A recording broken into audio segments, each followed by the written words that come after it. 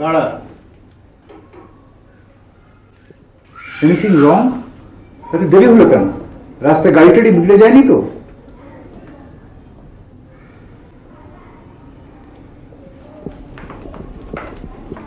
শুয়েছে? কই, কিছুই তো বলছে না। এখন থাক, আমি বরং খাবার দিতে বলি।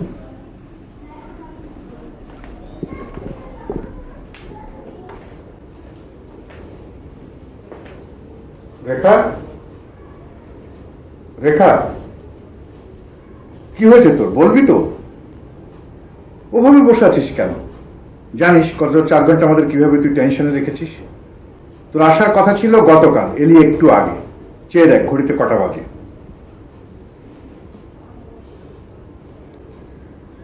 আমাকে নিয়ে তোমরা ভীষণ ক্লান্ত হয়ে পড়েছো, তাই না? এ কথা কেন বলছিস?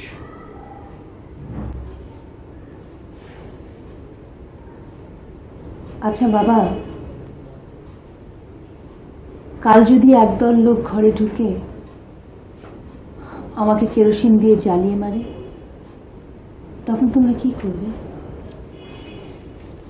আমি বুঝেছি, তুই যা দেখে এলি কিছু তুই মন থেকে তাড়াতে পারছিস না, এই তো। পয়লা বৈশাখ আমাদের একমাত্র উৎসব, যেখানে সব ধর্মের মানুষরা আমরা একটা বটগাছের ছায়া নিচে দাঁড়াতে পারি। সেখানেই যখন আঘাত এসছে,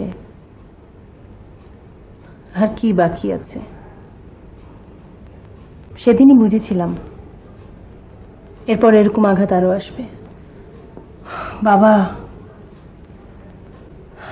এই দৃশ্য চোখে দেখা যায় না। এরা মানুষ না, এরা পশুর চেয়েও অধম। কোথায় বাঁশখালী? সাধনপুর, শিলপাড়া। তুই পারিস রেখা? নে শুরু কর। আজকে সুধা ভাত খেতে হবে। তোর বাবা বাজার করেনি। আশ্চর্য লোক, নিজে বাজার করবেও না, কাউকে বাজার করতেও দিবে না। আচ্ছা বাবা, এখন তো কত বড় বড় শপিং মল খুলেছে, তুমি তো তোমার সুবিধা মতো সময় সেখান থেকে বাজার করতে পারো। না, পারি না। আমি কাঁচা বাজারে গিয়ে নিজে দেখে শুনে মাছ মাংস সবজি কিনতে ভালোবাসি, তোরা এটা জানিস। কাঁচা বাজারে একটা ফ্রেশনেস আছে, তাই না?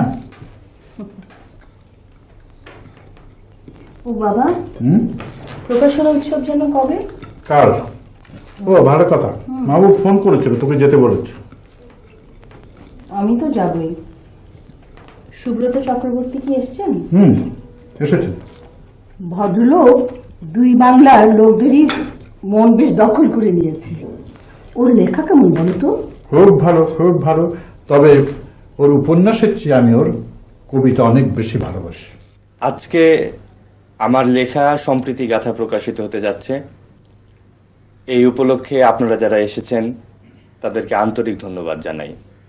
আমি কৃতজ্ঞতা জানাই ওপার বাংলার বন্ধু, আমাদের বিখ্যাত কবি কথাশিল্পী সুব্রত চক্রবর্তীকে। বইটি সম্পর্কে নিজে কি বলবো, আপনারা পড়বেন। যদি বইটি আপনাদের ভালো লাগে আমার শ্রম সার্থক হবে। ধন্যবাদ।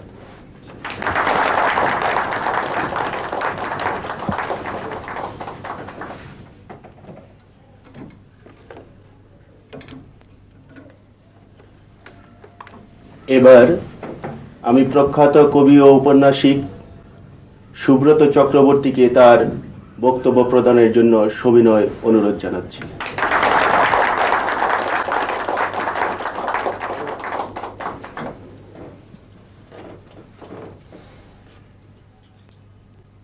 নমস্কার। শ্রদ্ধেয় মিজানুর রহমান খান সাহেব, মাহবুব আজিজ,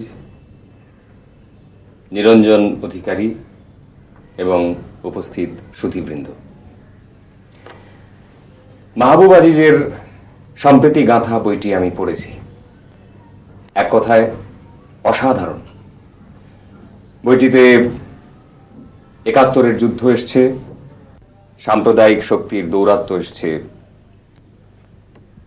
এসছে খণ্ডিত মানুষের চিত্র এবং সবচেয়ে ভালোভাবে এসছে প্রকৃতির সঙ্গে মানুষের সম্পর্ক। বইটি আপনারা পড়ুন। ৭১ শব্দটির সঙ্গে আমার অনেক কিছু জড়িয়ে আছে, অনেক স্মৃতি, অনেক কষ্ট, অনেক যন্ত্রণা।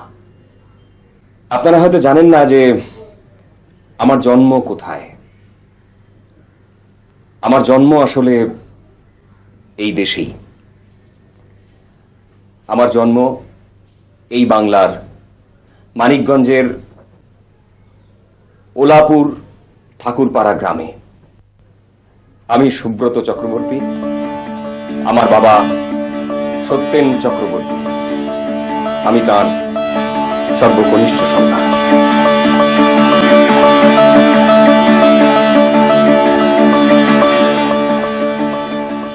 নাটকের লোককে বই প্রকাশনা উৎসবে সভাপতি করা, এটা খুব অভিনব না হলেও এতে নতুনত্ব তো আছে বটেই।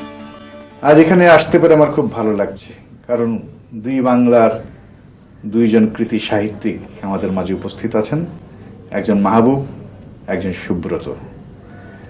এবং সম্প্রীতি গাথা মাহবুবের যে উপন্যাস, সেটা যেন নতুন করে অর্থ খুঁজে পেল এই দুজনের সুন্দর উপস্থিতিতে। কালি কি মানিকগঞ্জ যাচ্ছে? আগে হ্যাঁ, রেখা, এদিকে আয়।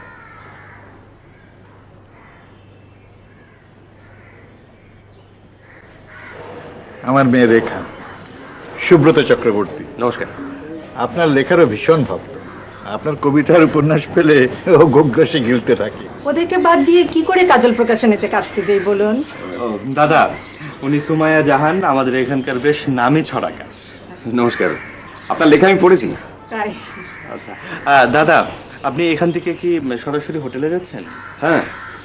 ও, আর আপনার মানিকগঞ্জ যাবার সব ব্যবস্থা কিন্তু ফাইনাল হয়ে গেছে। থ্যাংক ইউ, থ্যাংক ইউ মাহবুব। এক মিনিট। হ্যালো, হ্যালো, হ্যালো, পূজা, হ্যাঁ বলো। Hello, hello. যা, কেটে গেল। এক্সকিউজ মি, যদি কিছু মনে না করেন একটা প্রশ্ন করতে পারি? হ্যাঁ নিশ্চয়ই, বলুন না। আপনার ডাকনাম কি মিথুন?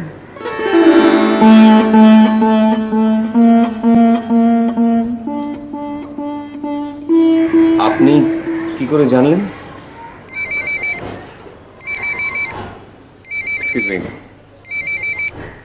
হ্যাঁ পূজা, বলো। কি করে পাবে? আমিও তো তোমাকে ট্রাই করছি। হ্যাঁ হ্যাঁ, না সব ঠিক আছে। হ্যাঁ, ভালো আছি। হ্যাঁ হ্যাঁ, খুব ভালো হয়েছে। হ্যাঁ হ্যাঁ হ্যাঁ, না কোনো চিন্তা করো না। হ্যাঁ ঠিক আছে, আমি ফোন করব, আমি ফোন করব।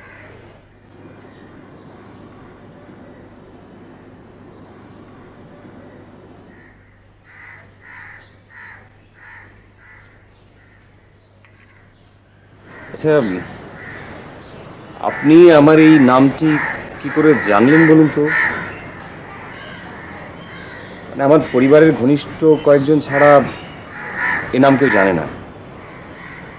মিথুন আমার ছোটবেলার নাম, আর আমার কোনো গল্প বা উপন্যাসেও আমি এর নামটা কখনো ব্যবহার করিনি। আসলে একজনের কাছ থেকে আমি এই নামটা জানতে পেরেছি। আমি তার কাছে দায়বদ্ধ।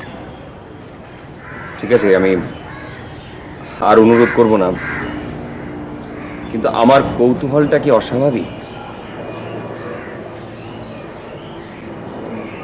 আপনি মানিকগঞ্জে কি কালই যাচ্ছেন? হ্যাঁ। কে কে যাচ্ছে আপনার সাথে? আমি একাই, আর এখানকার ওই খেলাঘরের একটি ছেলে যাচ্ছে। মাহবুব যেতে চেয়েছিল, কিন্তু আমি বারণ করেছি। আসলে অনেকদিন পরে আমি আমার জন্মস্থানে যাচ্ছি, তো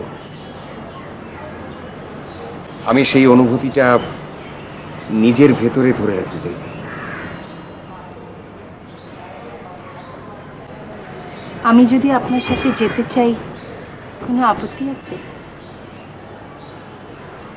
না না, আপত্তি থাকবে কেন? সেক্ষেত্রে আমি আমার অনুভূতিটা আপনার সঙ্গে শেয়ার করতে পারবো, আমার ভালোই লাগবে। তো সত্যি আপনি যাবেন তো? জি। আর পরশুদিন, তারপরের দিন সকালবেলা ফ্লাইট।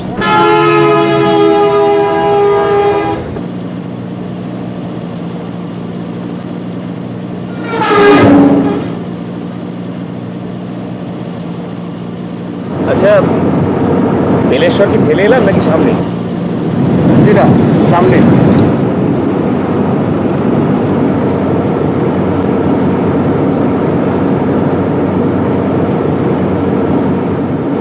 আপনি কিন্তু আপনাদের এখানকার মেয়েদের তুলনায় একটু আলাদা। তার মানে আমি বলতে চাইছি আপনি একটু ভিন্ন।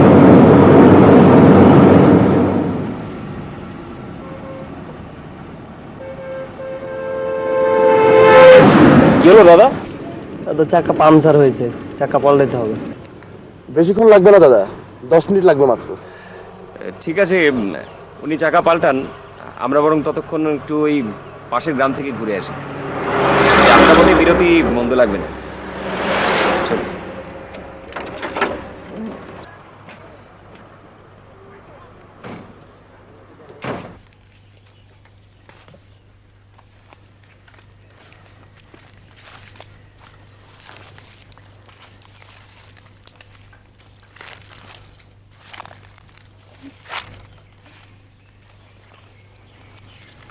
আপনাকে একটা কথা বলবো।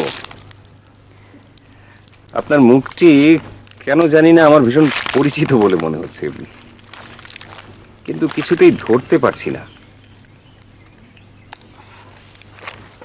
ব্যাপারটা সাইকোলজিক্যালও হতে পারে। হতেও পারে। আপনার সম্পর্কে বিশেষ কিছুই জানা হয়নি। বিয়ে করেছেন নিশ্চয়ই? বাবা ছাড়া ফ্যামিলিতে আর কে কে আছেন? সে অর্থে আমার আসলে আর সংসার করা হয়নি, মানে আমি অবিবাহিতা, বাবা মার সাথেই আছি। মানুষ বিয়ে করে না প্রেম কিংবা পরিবারের প্রতি দায়বদ্ধতা থেকে। যদিও এটা আপনার একান্তই ব্যক্তিগত ব্যাপার, তবুও আমার জানতে ভীষণ কৌতূহল হচ্ছে। অবশ্য আপনি না বলতে চাইলে আমি জোর করব না। না, আমার একজন খুব ঘনিষ্ঠ বন্ধু ছাড়া আসলে এই বিষয়টা সম্পর্কে কেউ জানে না, আর আমিও কখনো নিজ থেকে এই বিষয়ে আলাপ করি না। আমার বাবা মা তো বিয়ের কথা বলতে বলতে একেবারে ক্লান্ত হয়ে গেছে, এখন আর বিয়ে শাদী নিয়ে আলোচনাও করে না। বুঝে গেছে যে আমাকে দিয়ে বিয়ে টিয়ে ঘর সংসার হবে না। কেন?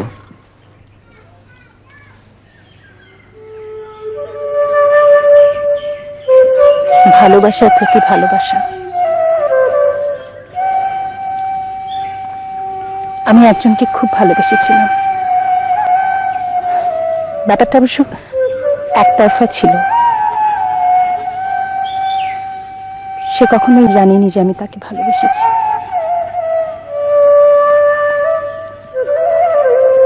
মুক্তিযুদ্ধের সময় আমি তাকে হারিয়েছি। আপনার সে কাছের মানুষটিকে একটু আগে বললেন, যিনি আপনার এই ব্যাপারটা জানেন? আমার এক বন্ধু, আমার চেয়ে বয়সে অনেক বড়। কত বড়? অনেক বড়, 70-এর ঊর্ধ্বে হবে বয়স। তার সাথে আমার রক্তের কোনো সম্পর্ক নেই, কিন্তু সে আমার আত্মীয়ের চাইতেও পরম আত্মীয়। আমি তাকে সাক্ষী মা বলে ডাকি। বাহ, নতুন একটা শব্দ পেলাম তো, সাক্ষী মা। হ্যাঁ, তার 2 ছেলে। এক ছেলে রিক্সার পেছনে পেন্টিং করে আর আরেকজন ব্যাংকে চাকরি করে। মেয়েরা আবেগতাড়িত হয় জানতাম, কিন্তু আপনার মতো এতটা জানা ছিল না। একজনকে ভালোবেসে সারাটা জীবন কাটিয়ে দিলেন।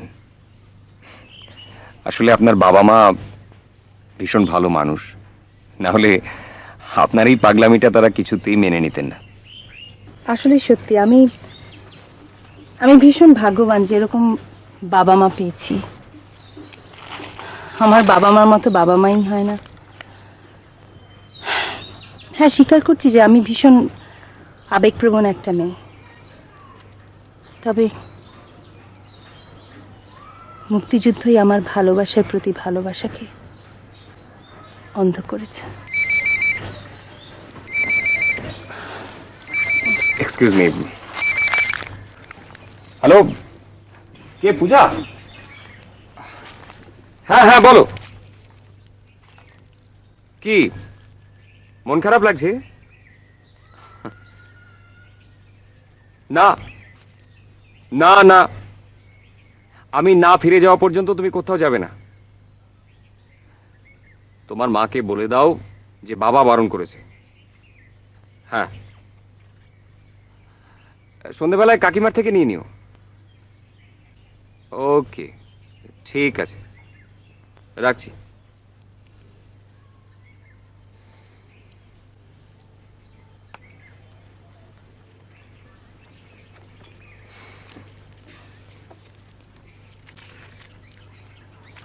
কে ফোন করেছিল? আমার মেয়ে পূজা, খুব চটপটে। ও ক্লাস 5-এ পড়ছে। আপনার কয়েকটা বই আপনি তাকে উৎসর্গ করেছেন। ওর মা বারবার আমাদের বাড়িতে ফোন করছে, মেয়েকে নিজের কাছে নিয়ে রাখতে চাইছে। আজ 3 বছর হলো আমাদের ডিভোর্স হয়ে গেছে।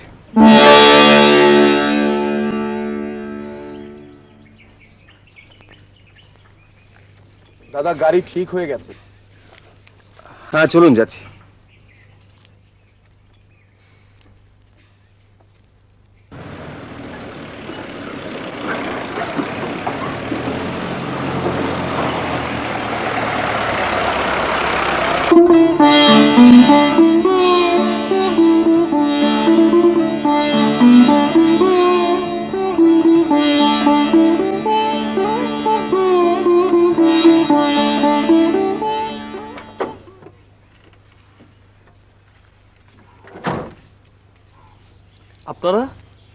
আপনারা কাকে চান? নমস্কার, আমার নাম সুব্রত চক্রবর্তী। আমি কলকাতা থেকে আসছি। উনি খুব নামকরা একজন কবি এবং সাহিত্যিক। আপনি নিশ্চয়ই ওনার লেখা কবিতা অথবা উপন্যাস পড়ে থাকতে পারেন। আর বলতে হবে না, ওনাকে আমি চিনতে পেরেছি। কয়েকদিন আগে খবরের কাগজে পড়েছি উনি একটা প্রকাশনা উৎসবে এদেশে আসছেন। কাল মনে হয় প্রকাশনা উৎসবটা ছিল। জি। আমি কি এই বাড়ির সবকিছু একটু ঘুরে ঘুরে দেখতে পারি? অবশ্যই। কি যে বলেন, আমি এক্ষুনি আসছি।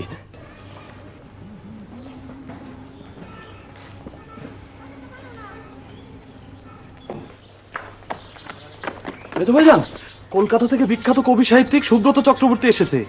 আমাদের বাড়িটা ঘুরে ঘুরে দেখতে চায়। নিয়ে আসবো? কি নাম বললি? সুব্রত চক্রবর্তী।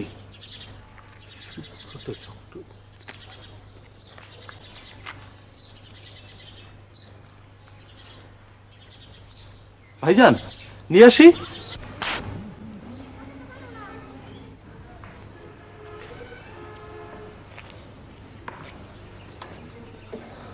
আপনারা কাকে চান? আগে আমি কলকাতা থেকে আসছি। আমরা একটু বাড়ির ভেতরটা ঘুরে দেখতে পারি? কেন? না মানে এমনি। আচ্ছা, এই বাড়িটা এখন কার? আমার বাবা গোলাম রাব্বানী সাহেব। আমি কি তার সঙ্গে একটু দেখা করতে পারি? তিনি তো ইন্তেকাল করেছেন। ও, তাহলে আর বাড়িটা তার হলো কি করে?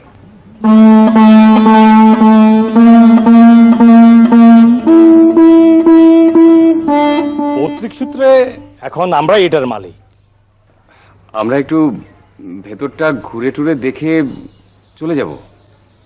তা তো সম্ভব হবে না, আমাদের একটু সমস্যা আছে।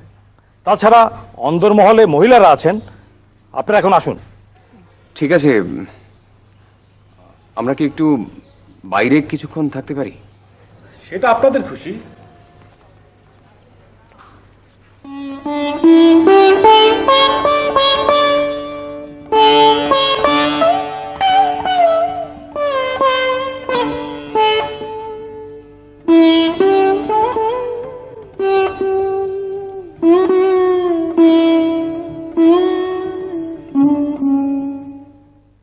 এরকম আর কখনো করবি না। তুই জানিস উনি কে? এ বাড়ির মালিক সত্যেন চক্রবর্তীর ছেলে। ৭১-এর যুদ্ধে ওরা দেশ ছেড়ে পালিয়েছিল। এখন আবার কোন মতলব এসেছে কে জানে। নিজের বাড়িতে নিজেই ঢুকতে পারলাম না। এতদিন দূরে ছিলাম, সেটাই ভালো ছিল। কাছে এসে খারাপ লাগছে। যাওয়ার সময় আপনারা কি বাড়িটা বিক্রি করে গিয়েছিলেন? না, এসব ওই গোলাম রব্বানী সাহেবের অপকীর্তি। তিনি আমাদের পিঠে ছাড়া করেছেন। এই বাড়িটার প্রতি লোভ তার আগেই ছিল। যুদ্ধের সময় লোকটা কি না করেছে আমাদের সঙ্গে।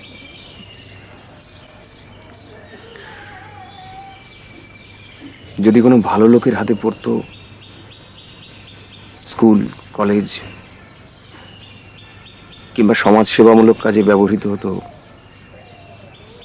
আমি অনেক বেশি খুশি হতাম। কিন্তু যারা এই দেশের শত্রু, এই দেশটাকে যারা চায়নি, তারাই বাড়িটা জবরদখল করে আছে। এটা ভেবেই খারাপ লাগছে। যাবার সময় একবার স্মৃতিসৌধ হয়ে যাব। শুধুমাত্র যুদ্ধে নিহত শহীদদের স্মৃতিতেই স্মৃতিসৌধ নয়, যুদ্ধ,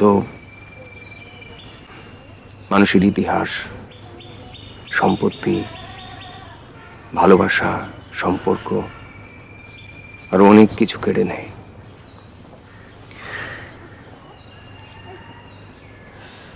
আমি তো বাড়িটা ফিরে পাওয়ার জন্য আসিনি, আমি শুধু একটু দেখতে চেয়েছিলাম। আমার আর যা কিছু আছে, আমি যাবার সময় ওই স্মৃতিসৌধে সমর্পণ করে যাব।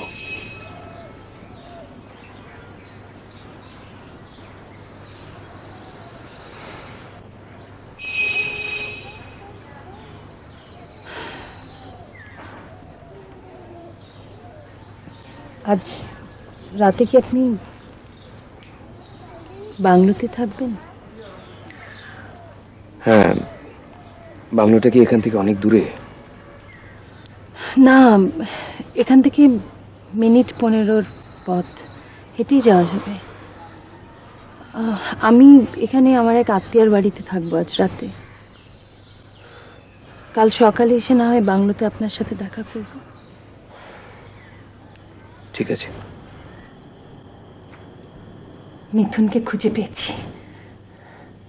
কোন মিথুন?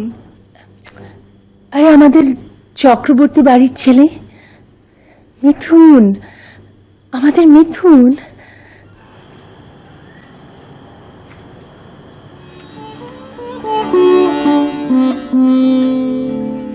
মিথুন, ওই মিথুন কই পেলি তারে? হ্যাঁ, কেমনে পেলি? বলবো সব তোমাকে খুলে বলবো। আমি সঙ্গে করেই তো মানিকগঞ্জে নিয়ে এসেছি। তোরা এখানে নিয়ে আসলি না কেন? আনবো, কালকে সকালেই তোমার সাথে দেখা করার জন্য নিয়ে আসবো।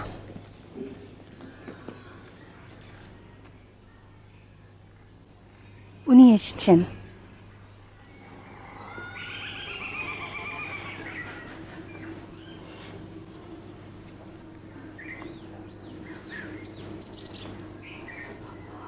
আমাগো সেই ছোট্ট মিঠুন, হ্যাঁ, কত ডাঙ্গর হয়ে গেছে রে। দেশে বিদেশে কত নাম, হ্যাঁ। আপনি আমাকে চেনেন কি করে? তুমি আমারে চিনো নাই বাবা? আমি আমি তোমার পিসি। ওই যে তোমাকে বাড়ির পাশের ওই যে ঘোষ বাড়ি, ওই বাড়ির অর্চনা পিসি। তুমি অর্চনা পিসি? অর্চনা পিসি, তুমি এখনো বেঁচে আছো? আমি ভেবেছিলাম আমাকে শূন্য হাতে ফিরে যেতে হবে, তোমার সাথে দেখা হবে। আমি ভাবতেই পারি নাই। কত স্মৃতি, কত কথা মনে পড়ছে।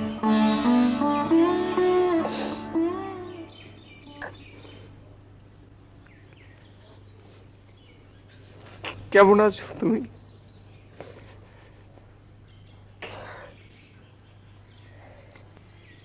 কিন্তু তুমি এখানে কেন? তোমাদের ভিটা। হায়রে যুদ্ধ,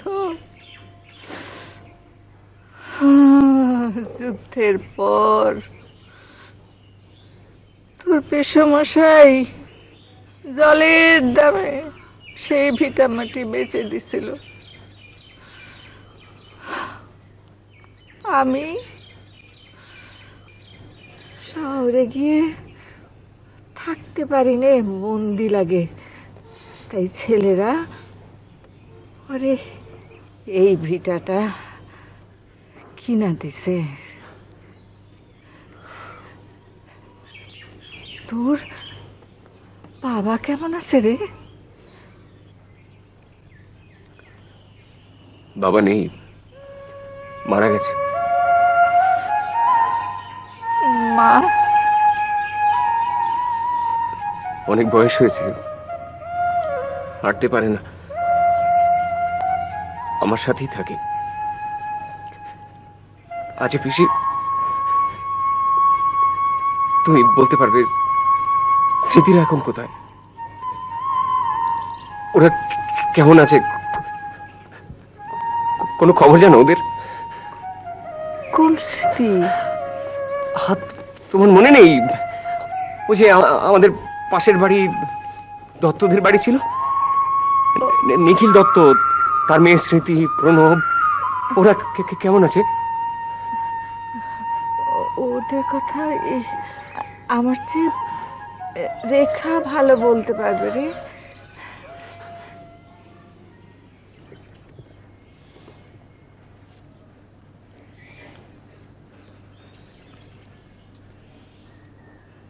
এইবার আমি বুঝতে পেরেছি আপনি আমার মিথুন নামটি কিভাবে জানেন।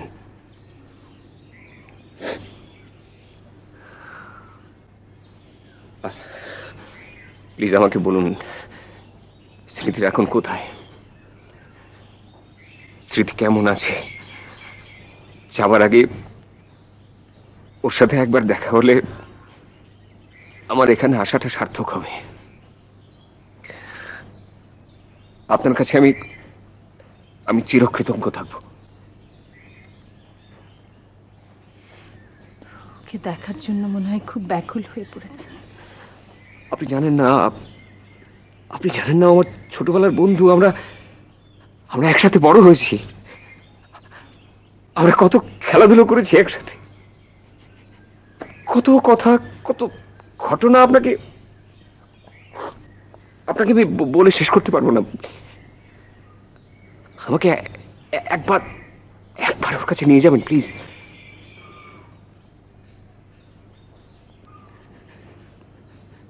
আপনার স্মৃতি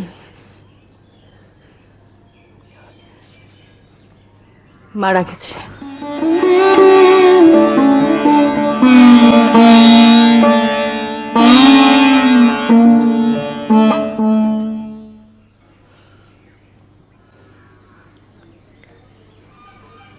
সেটা হয় স্বাভাবিক। এতগুলো বছর কেটে গেছে, হঠাৎ করে আমি একটু বেশি আশা করে ফেলেছিলাম।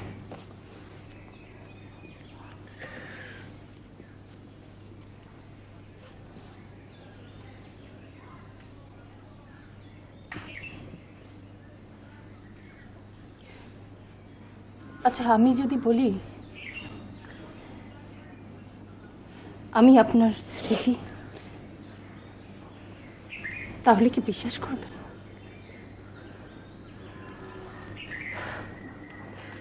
সেটা কি করে সম্ভব? আপনি এদেশের একজন বিখ্যাত নাট্য ব্যক্তিত্বের মেয়ে, আপনি আমার ছেলেবেলার খেলার সঙ্গী হবেন কি করে?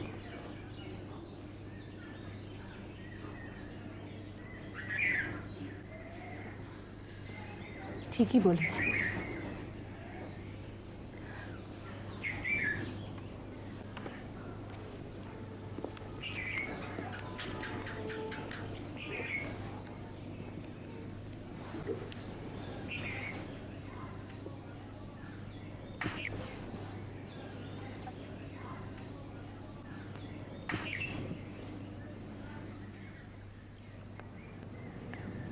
রেখা ঠিকই বলছে, ও মিজানুর রহমানের মেয়ে নয়, ও আমাদের নিখিলের মেয়ে, আমাগো স্মৃতি।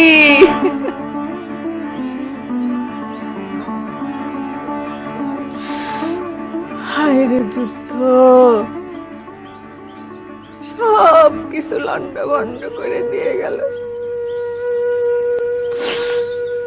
ওর বাপ মা কেউ নাই, আনাদাররা এসে ওর বাপেরে মেরেছে, ওর মায়ের বিবস করেছে, তারপরও ক্ষান্ত হয় নাই।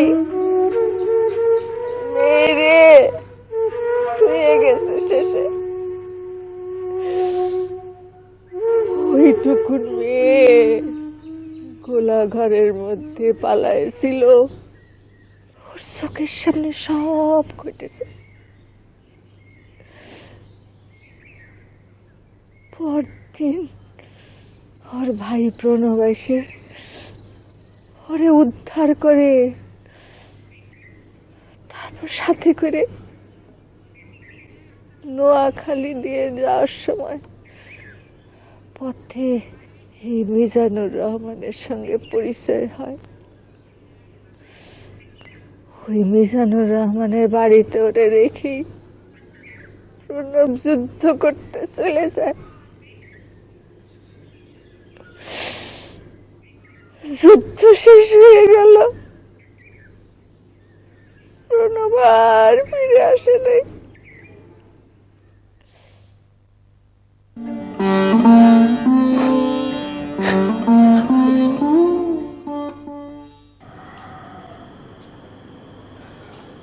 একটা কথা বলবো বলে দুপুর থেকে ছটফট করছি, বলতে পারছি না। স্মৃতি নামটা পাল্টে রেখা রাখা হলো কেন?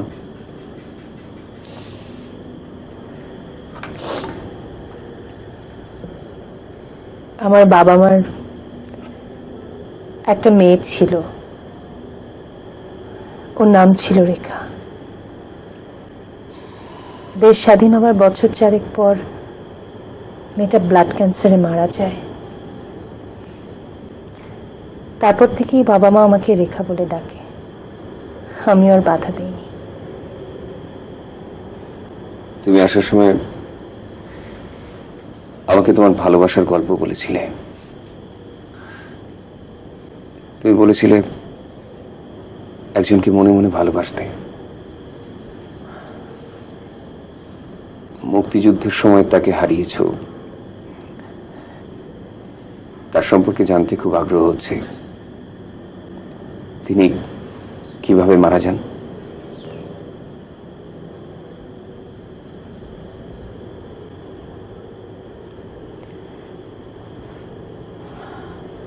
তুমি যাকে সাক্ষী মা বলে ডাকতে, তিনি কি অর্চনা পিসি? হ্যাঁ। বলো না, তিনি কে, যার জন্য তুমি সারাটা জীবন এভাবে কাটিয়ে দিলে?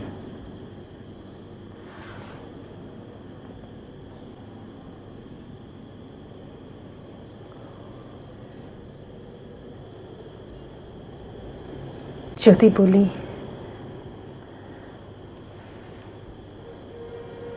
আপনি।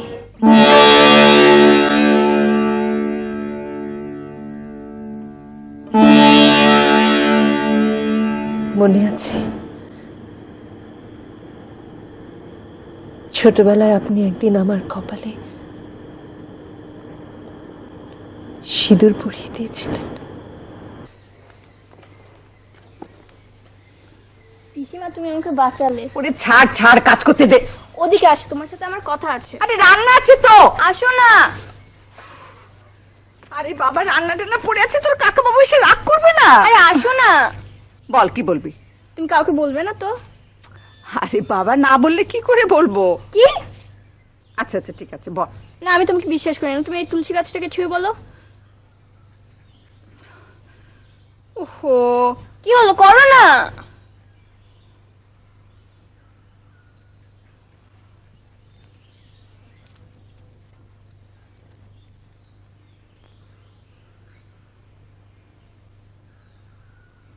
বল।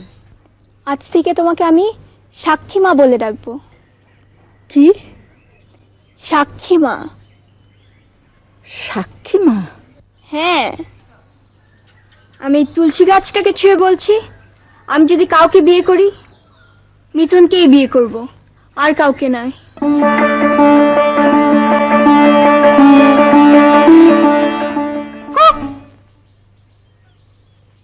বলতো আমার হাতে কি? আচার? কচু। আচ্ছা, চোখ বন্ধ কর। কেন? আহা, কর না।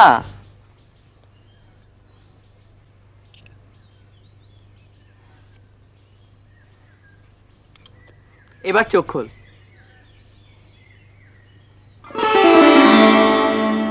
সিঁদুর দিয়ে দিয়েছি, তুই আমাকে আর ঢেঁড়স বলতে পারবি না।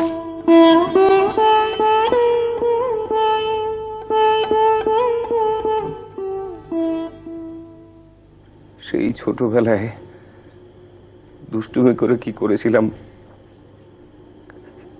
সেটা কি তুমি সত্যি মনে করে বসে আছো?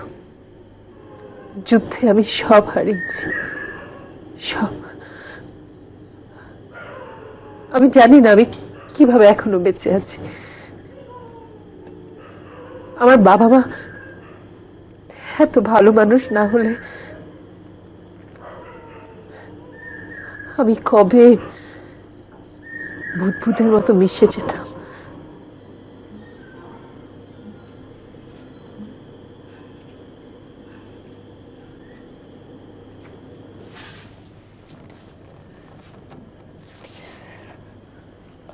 আমার সারা শরীর অবশ হয়ে আসছে।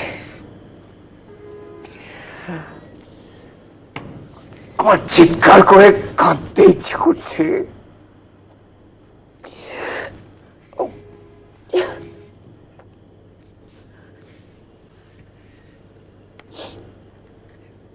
স্মৃতি, আমি তোমাকে ছেড়ে কিভাবে ফিরে যাব স্মৃতি?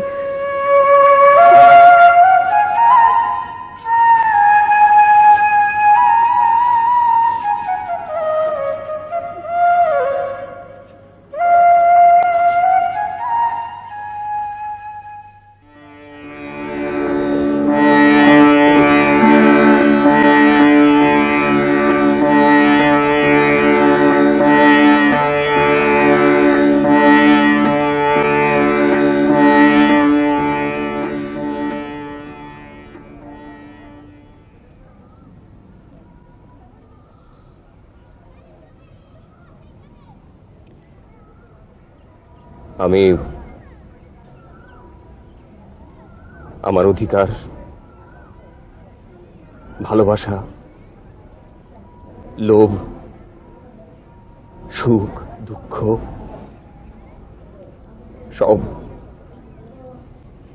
সব এখানে সমর্পণ করে গেলাম।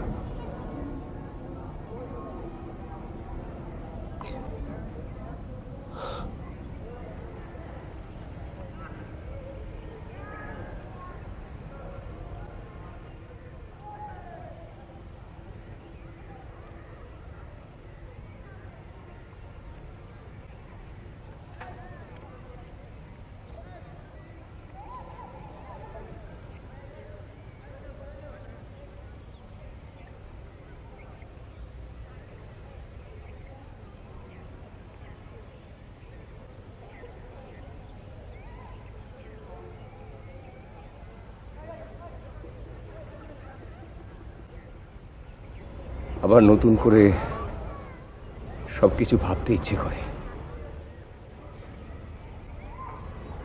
তোমার যদি কখনো আমার কথা মনে হয় আমাকে জানিও। আমি তোমাকে প্রয়োজন হলে আমার কাছে নিয়ে যাব।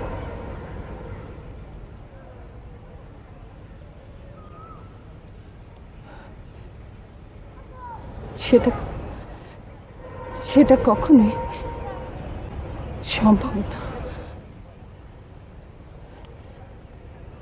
যে দেশের জন্য আমার মা, আমার বাবা, আমার ভাই প্রাণ হারিয়েছে, কোনো কিছুর বিনিময়ে আমি সেটা করতে পারি না।